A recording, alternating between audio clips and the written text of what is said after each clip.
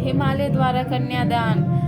शिव पुराण की यह कथा है। ब्रह्मा जी बोले, उसी समय हिमालय पुरोहित और गर्गाचार्य जी ने हिमालय को मैना तथा यथोचित पर बैठाकर उसने कहा कि अब कन्यादान कीजिए। हिमालय ने अर्धपाद सहित वस्त्र और चंदन लेकर वर का वरण किया। तिथि आदि का कीर्तन हुआ। फिर हिमालय ने सृष्टिकर्ता शिव जी से हंसते हुए कहा कि हे शंकर, अब अपना गोत्र, प्रवर और कुल कहिए और नाम, वेद और शाखा बतलाइए। हिमालय के इस प्रकार के कहने से चिंता रहित भगवान शंकर चिंतित हो गए और उसने कुछ भी ना कहते बना। तब उन्हें निरंतर देखकर नारद बोले, तुमने उनका हास्य करने के लिए अपनी वाणी बजानी प्रारंभ कर दी।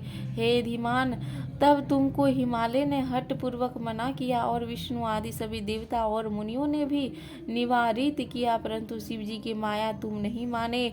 इस पर हिमालय ने तुम्हें फिर से मना किया और स्पष्ट कहा कि वीणा मत बजाओ। तब तुम अपने हृदय में शिव को स्मरण कर हिमालय से बोले, हे शैलराज, भला तुम कितने मूर्ख हो जो महेश्वर से ऐसा प्रश्न करते हो। यह तो महेश्वर के लिए उपहास की बात है।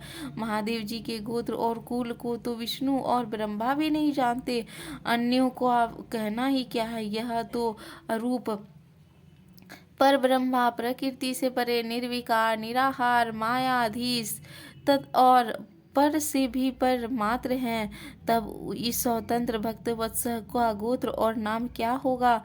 सब जब ये अपनी इच्छा से शरीर धरने वाले तथा अनेक नाम वाले हैं, जिनके समान कोई उत्तम गोत्र वाला नहीं है, तथा जो गोत्रहीन, कुलहीन और कुलीन है, वे यही पार्वती के तप से तुम्हारे जमाता बने हैं। इसमें कोई संदेह नहीं है। अधिक क्या कहे, इस शिव जी की माया बड़ी ही दुरंतर है, तीनों लोक जिसके अधीन है। हे पार्वती के पिता, यह जानकर तुमको इस वर में इस प्रकार का कुछ भी विचार नहीं करना चाहिए।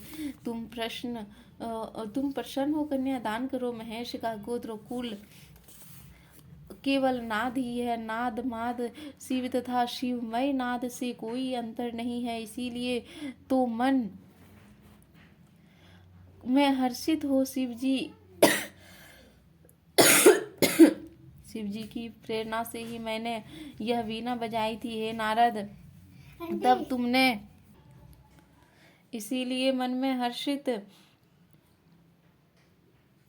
हो शिव जी की प्रेरणा से ही मैंने वीणा बजाई थी। हे नारद, अब तुम्हारे इन वचनों को सुनकर गिरिराज हिमाद्री विस्मय रहित तथा संतुष्ट हुए। तदंतर हिमालय और मेरु आदि से एक ही साथ कहा कि हे गिरिराज, अब कन्यादान में विलंब न कीजिए, क्योंकि विलंब करने से कार्य का नाश होता है। तब मित्रों के वाक्य को सुनकर हिमालय ने भगवान को स्वविधि कन्यादान किया और कहा कि हे परमेश्वर, मैं आपको यह कन्या अर्पित करता हूँ, आप इसे अपनी भार्या कल्पित कर प्रसन्न होइए।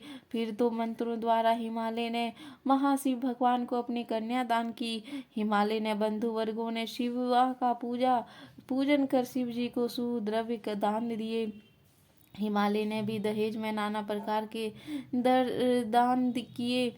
विविध प्रकार के रत्न जड़ित पात्र दिए। 1,00,000 गोएं, सजे हुए सहस्त्र घोड़े तथा द्रव्यों से विशुभूत 1,00,000 दासियां, 1 करोड़ हाथी तथा इतने ही सोने और रत्नों से बने हुए रथ दहेज में दिए। इस प्रकार अपनी पुत्री पार्वती को शिव जी के लिए विधि पूर्वक अर्पित कर हिमालय कृता हुए और वेद पाठी ब्राह्मणों ने पार्वती का शिव जी के साथ महोत्सव अभिषेक कराया। बड़ा आनंद हुआ और उत्सव हुआ। इति श्री महापुराण पार्वती खंड का 48वां अध्याय समाप्त। अब आगे की कथा है ब्रह्मा जी का मोह।